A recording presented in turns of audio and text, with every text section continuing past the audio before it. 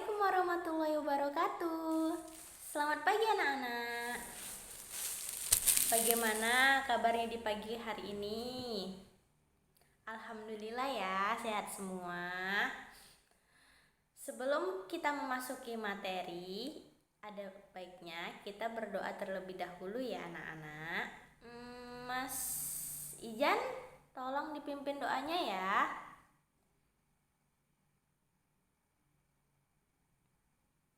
Alhamdulillah, pada kesempatan kali ini kita bisa berkumpul lagi di sekolah kita yang tercinta ini. Baik, sebelum Ibu menjelaskan tentang materi hari ini, ada baiknya Ibu akan mengabsensi dulu terlebih dahulu ya.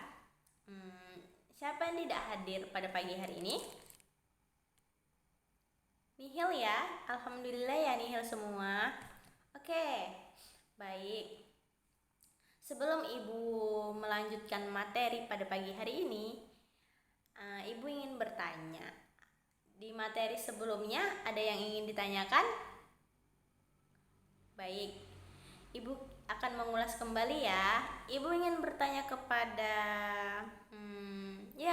Mbak Lisha, coba jelaskan pengertian teks cerita sejarah.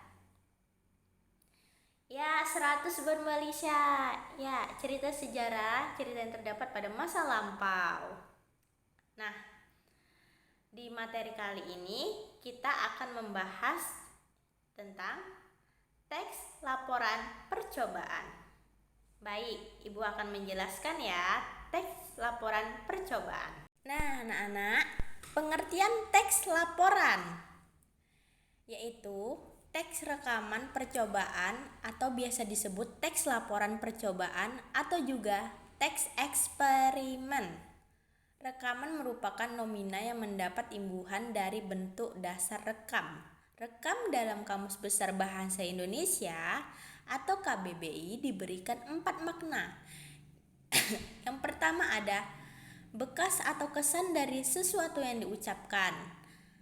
Bekas yang dituliskan atau seperti garis-garis atau gambar berwarna pada kain, garis-garis berwarna pada kain tenun, huruf, tanda yang diterangkan pada kopor, cetakan stensil. Yang kedua ada sulam atau suji dengan warna yang lain atau dengan benang emas. Yang ketiga, alur-alur bunyi atau suara pada piringan hitam. Dan yang keempat, alur-alur magnetik pada piringan atau pita kaset yang dapat menghasilkan bunyi dan atau gambar. Sedangkan rekaman artinya yang direkam atau seperti gambar cetakan, lagu, stensil. Hasil merekam. Percobaan menurut Kamus Besar Bahasa Indonesia atau KBBI diberikan 6 makna. Yang pertama, usaha mencoba sesuatu. Yang kedua, usaha hendak berbuat atau melakukan sesuatu. Yang ketiga, keadaan dicoba atau diuji. Yang keempat, untuk mencoba. Yang kelima, permulaan atau pelaksanaan suatu peristiwa pidana, tetapi tidak diselesaikan karena hal-hal tertentu. Dan yang keenam, hal mencoba. Baik, jadi laporan adalah suatu bentuk hasil dari sebuah pengamatan yang dilakukan dan bertujuan untuk menginformasikan hasil yang diperoleh tersebut kepada orang banyak.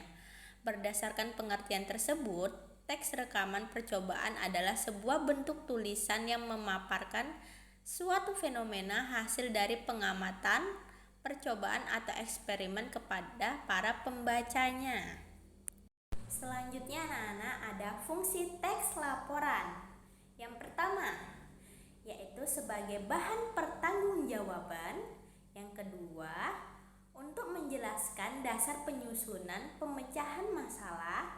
Yang ketiga, sebagai sarana untuk pendokumentasian atau hasil percobaan. Dan yang terakhir, yang keempat, yaitu sebagai alat penyampai informasi.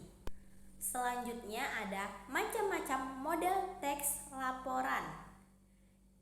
Ada banyak sekali jenis-jenis teks laporan yang biasa kita temukan. Di antaranya adalah yang pertama, teks laporan hasil observasi, dan yang kedua ada teks laporan percobaan. Nah, pengertian teks laporan observasi yaitu teks laporan hasil observasi adalah teks yang memuat klasifikasi mengenai jenis sesuatu berdasarkan kriteria tertentu. Teks laporan bersifat global atau universal.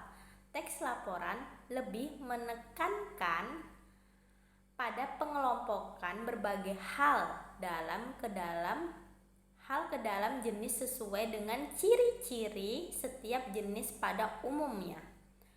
Teks ini juga berkaitan dengan hubungan antara sebuah kelas dan subkelas yang ada di dalamnya. Selanjutnya ada struktur laporan observasi. Oke, struktur adalah bagian-bagian yang membangun sebuah teks menjadi sebuah teks laporan hasil observasi. Secara umum, teks laporan hasil observasi memiliki struktur di antaranya yaitu pernyataan umum atau klasifikasi. Merupakan semacam pembuka atau pengantar tentang hal yang dilaporkan. Pada tahap pembukaan disampaikan bahwa benda-benda di dunia dapat diklasifikasikan berdasarkan kriteria, persamaan, dan perbedaan. Anggota atau aspek yang dilaporkan merupakan bahasan atau rincian tentang objek yang diamati. Adapun struktur lainnya dari teks laporan ini adalah sebagai berikut anak-anak. Yang pertama ada definisi umum. Adalah pembukaan yang berisi pengertian tentang sesuatu yang dibahas di dalam teks. Yang kedua, definisi bagian. Adalah bagian yang berisi ide pokok dari setiap paragraf atau penjelasan lebih rinci. Yang ketiga, definisi manfaat. Bagian yang menjelaskan manfaat dari sesuatu yang dilaporkan. Dan yang terakhir yaitu penutup, adalah bagian rincian akhir dari teks. Nah, anak-anak, selanjutnya ada fungsi teks laporan hasil observasi atau pengamatan. Yang pertama ada memberitahukan atau menjelaskan laporan pertanggungjawaban dari sebuah tugas atau kegiatan pengamatan atau observasi. Yang kedua, memberitahukan atau menjelaskan dasar penyusunan, kebijaksanaan, keputusan atau pemecahan masalah dalam pengamatan. Yang ketiga, merupakan sumber informasi yang akurat dan terpercaya karena disusun berdasarkan dengan data dan fakta. Dan yang terakhir merupakan sarana untuk mendokumentasikan hasil kegiatan observasi. Nah, anak-anak, selanjutnya teks laporan percobaan. Pengertian dari teks laporan percobaan yaitu suatu teks yang berisi tentang percobaan yang dilakukan oleh penulis biasa berada ketika seseorang melakukan suatu percobaan, observasi atau melakukan karya ilmiah, dan bisa juga pada laporan praktikum. Selanjutnya ada struktur teks laporan percobaan. Struktur teks laporan percobaan menjadi bagian-bagian penting yang menjadi penyusun teks rekaman percobaan. Secara umum, struktur teks rekaman percobaan terdiri dari 4 bagian, yakni yang pertama, tujuan serta alat dan bahan. Dan yang kedua, langkah-langkah. Yang ketiga ada hasil. Dan yang keempat, yang terakhir yaitu kesimpulan. Oke, selanjutnya terdapat unsur kebahasaan teks laporan percobaan. Nah, unsur kebahasaan dalam teks rekaman percobaan serupa dengan unsur kebahasaan dalam teks prosedur. Jadi, di dalamnya terdapat sinonim, antonim, dan kata bilangan. Anak-anak, selanjutnya terdapat ciri-ciri teks laporan percobaan. Yang pertama, harus mengandung fakta ya. Yang kedua, bersifat objektif. Yang ketiga, harus ditulis sempurna dan lengkap. Yang keempat, tidak memasukkan hal-hal yang menyimpang, mengandung prasangka atau pemihakan. Dan yang terakhir, disajikan secara menarik, baik dalam hal tata bahasa yang jelas, isinya berbobot maupun susunannya yang logis. Itu saja yang dapat Ibu jelaskan. Baik, selanjutnya Ibu ingin anak-anak membagikan kelompok menjadi 5 kelompok. Ibu akan memberikan soal untuk anak-anak tentang laporan percobaan pembuatan tempe. Dikerjakan bareng-bareng ya, berdiskusi. Ibu bagikan. Ibu kasih minta tolong Mbak, dibagiin ya Mbak. Ini. Oke. Ini Mbak.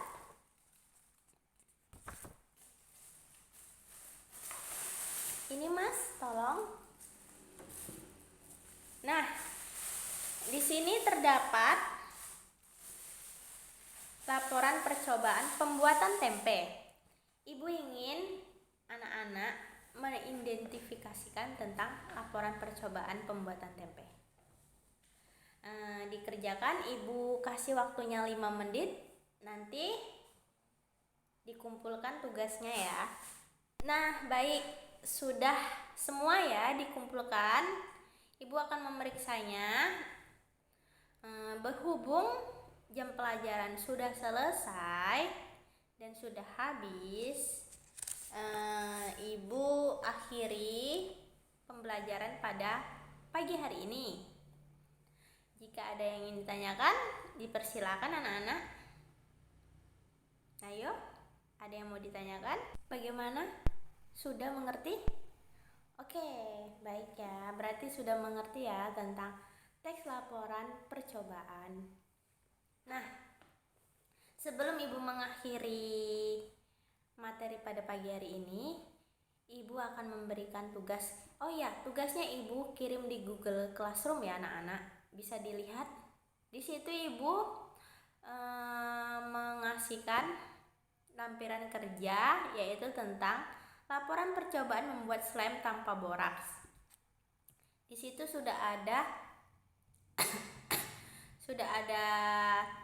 tugasnya, dan Ibu meminta tuliskan isi informasi teks laporan yang anak-anak baca. Kemudian yang kedua, tuliskan 3 fakta yang terdapat pada teks laporan yang telah anak-anak baca. Dan yang ketiga, tuliskan 3 opini atau pendapat yang terdapat pada teks laporan yang telah anak-anak baca.